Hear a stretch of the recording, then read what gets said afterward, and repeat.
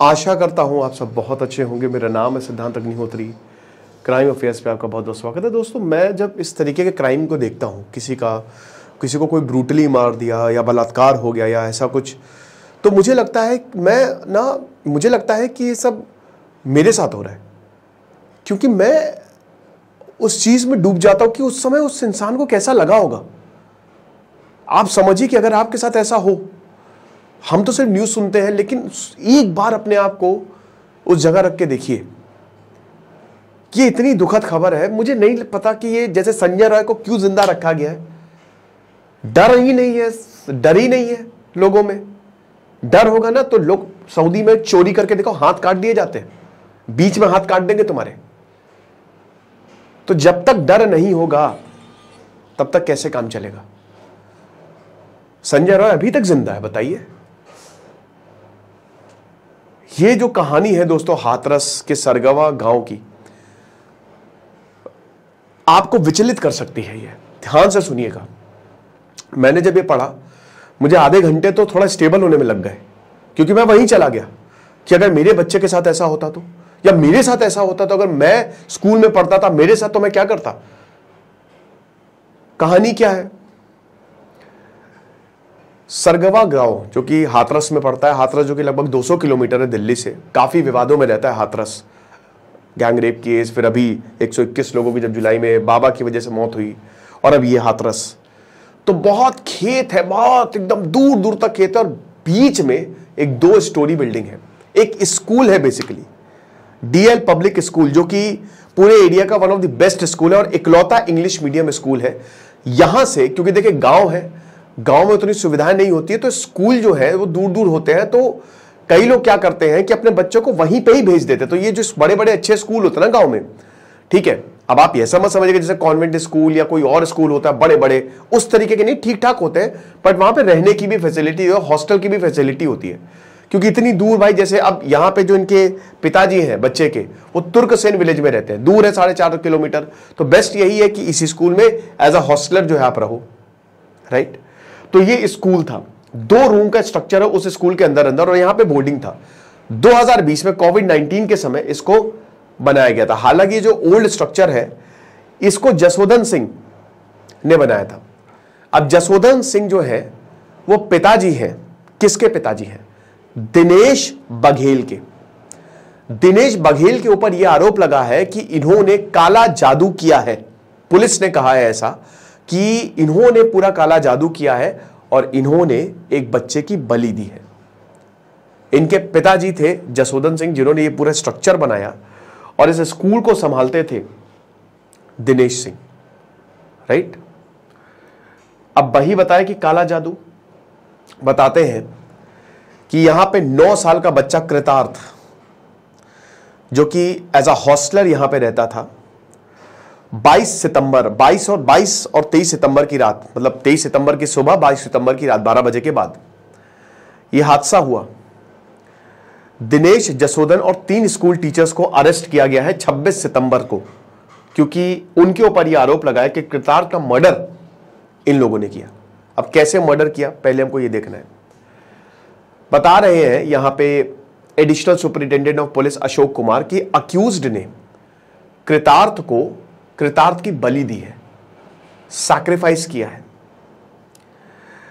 अब वैसे तो पूरी की पूरी प्लानिंग थी, लेकिन सोचा था कि जब सब जाएंगे तब इसकी बलि देंगे, लेकिन इसको वहीं पे ही गला घोट दिया। ठीक है, गला घोट के मार दिया कृतार्थ का, छोटा बच्चा। बता रहे हैं कि जो जसोधन है, जो पिताजी थे, दिनेश के पिताजी, ये एग्जॉर्सिज्म करते थे। ठीक है, उसी रूम में, जिस रूम में मारा है, उस रूम में ही काला जादू प्रैक्टिस किया करता था। भूतों को उतारते थे, कोई प्रेत आत्मा को उतारते थे, एग्जॉर्सिज्म करते थे। ये ब्रेन हेमोरेज हुआ, दिमाग में खून बहने लगा, पैरालाइज हो गए। कर्म तो आएंगे ना वापस, तो पैरालाइज हो गए, पैरालिटिक अटैक।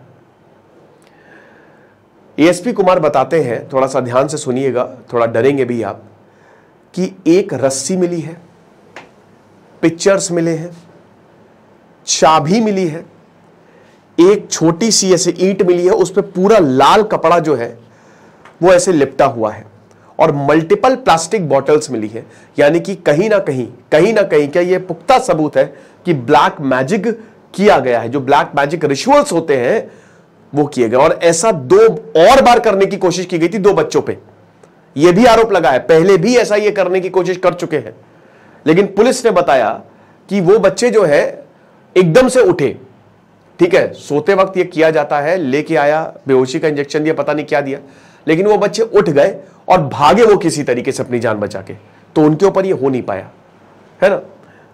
कृतार के अंकल चंद्रमोहन ने जो पुलिस का क्लेम है उसको रिजेक्ट किया है। हालांकि जो विक्टिम है वो बता रहे हैं कि हमको नहीं पता था कि ये गलत है बिल्कुल, ठीक है ना, जिनको अरेस्ट किया। अब जैसे कृतार्थ केस में पुलिस बता रही है कि जो दिनेश और स्कूल टीचर है उन्होंने गला दबा दिया ताकि बच्चा बोल ना पाए, वहीं पे ही मार दिया, राइट। और कृतार्थ चिल्लाने लगा जैसे ही उसको पता चला कि उसके साथ कुछ गलत हो रहा है, तो सो रहा था वो अपनी डॉर्मेट्री में, वहां पे गए 22 सितंबर को रात में 12 बजे के करीब, और जैसे ही कृतार्थ को ले जाने लगे, कृतार्थ चिल्लाने लगा तो कोई और ना उठ जाए, तो इसीलिए इसका गला दबा के वहीं पे ही मार दिया, ठीक है ना। उसके बाद जो लड़के की बॉडी है वो आगरा में डिस्कवर हुई है, बगल में ही ना आगरा, 25 किलोमीटर दूर डिस्कवर हुई है। आप ये समझिए 23 सितंबर, और कहां पे डिस्कवर हुई है? दिनेश की कार में, बैक सीट पे।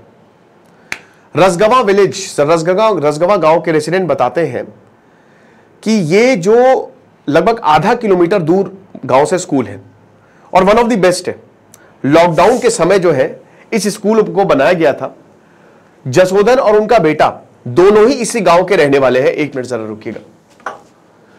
दोनों ही इस गांव के रहने वाले हैं और बता रहे हैं कि पॉपुलेशन भी ज्यादा नहीं है इस गांव की, 4000 लोग यहां पे रहते हैं, 450 के करीब घर है यहां पे। आधे से ज्यादा 200 जो घर है वो जाटव कम्युनिटी को बिलोंग करते हैं, ठीक है ना। फिर बता रही है कि जो रसगवा के प्रधान मुनीश देवी हैं कि क्लासेस नर्सरी से 8th तक चलती थी और one of the best school था यहां पे, जहां पे 24 हॉस्टलर्स थे, 24 बच्चे ऐसे थे जो हॉस्टल में रहते थे और 500 ऐसे बच्चे थे जो डे स्कॉलर थे, यानी कि आते थे, छुट्टी हुई वापस घर चले जाते थे। और ऐसा स्कूल था नहीं इस एरिया में, बेस्ट था, वन ऑफ द बेस्ट था। दिनेश कौन?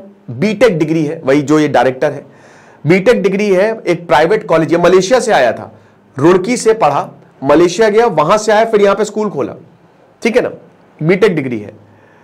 अब 2020 में 2 स्ट्रक्चर बिल्डिंग तो बहुत पहले से ही थी, ठीक है ना, लेकिन इसको एक स्कूल में पूरा तब्दील कर दिया, वो 2020 में खुला।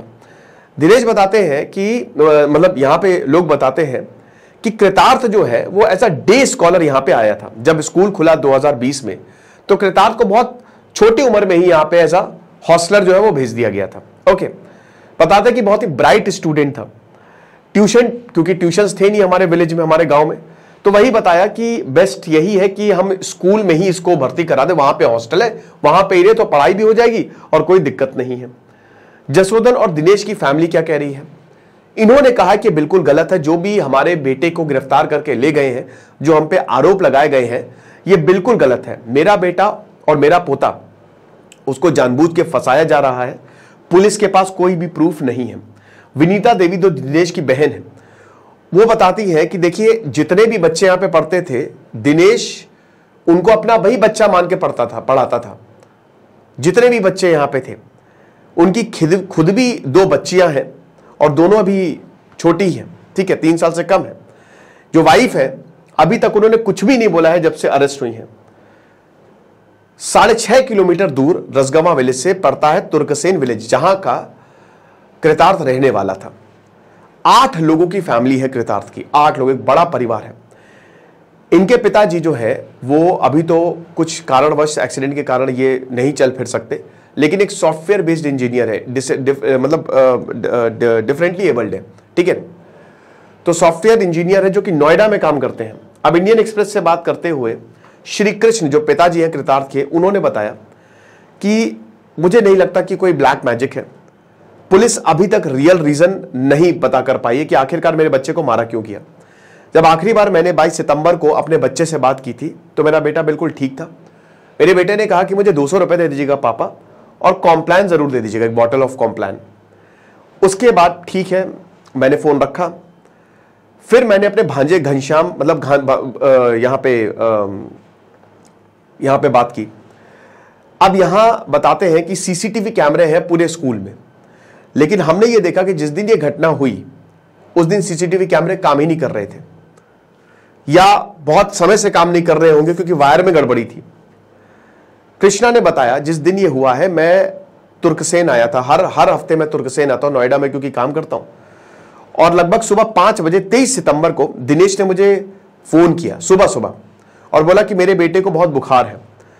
तो मैं नोएडा के लिए निकलने वाला था। मैंने बोला कि आप एक काम करिए, कृतार्थ को मेरे गांव ले आइए, घर पे ले आइए, तो यहां पे हम उसका ट्रीटमेंट कर देंगे। तो दिनेश ने मना कर दिया कि ना ना ना, हम नहीं ला सकते आपके बेटे को। तो फिर मुझे लगा कुछ तो गड़बड़ है जिस तरीके से बात कर रहा था। तो कृष्णा जो है फिर वो स्कूल की तरफ बढ़ा, तुरंत 6.5 किलोमीटर दूर था।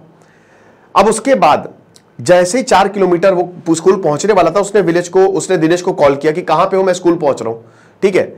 तो दिनेश ने मुझे बोला कि मैं स्कूल में नहीं हूं, मैं तो सदाबाद आ गया हूं, जो कि स्कूल से 20 किलोमीटर दूर है। तो मैंने कहा कि आप वहीं पे ही रहो सदाबाद, क्योंकि इसने बताया कि मैं तुम्हारे बच्चे को दिखाने सदाबाद आ गया, मैं वहीं पे ही रहो, मैं आ रहा हूं। जब मैं सदाबाद गया, मैंने उसको कॉल किया, बोला मैं आगरा में आ गया हूं। और जब आगरा को मैंने कॉल किया तो उसका फोन जो है वो स्विच ऑफ, उसने मेरा फोन नहीं उठाया। और उसके बाद पुलिस ने मेरे बेटे की जो लाश है उसकी गाड़ी के बैक सीट से बरामद की है। तो ये कहानी है। मैं बस एक मैसेज आपको ये देना चाहूंगा, भाई हॉस्टल मत भेजिए अपने बच्चों को, बस हॉस्टल भेजिए तो बहुत ही ध्यान से भेजिए, सब कुछ चेक करके भेजिए, लेकिन कोशिश करें कि अपने बच्चों को अपने पास ही रखें, अपने से दूर ना करें, ठीक है। ये बहुत ही दर्दनाक स्टोरी है, बहुत ही दर्दनाक कहानी है। बाकी अगर कोई अपडेट होगा तो मैं आपको बताऊंगा। Thank you so much.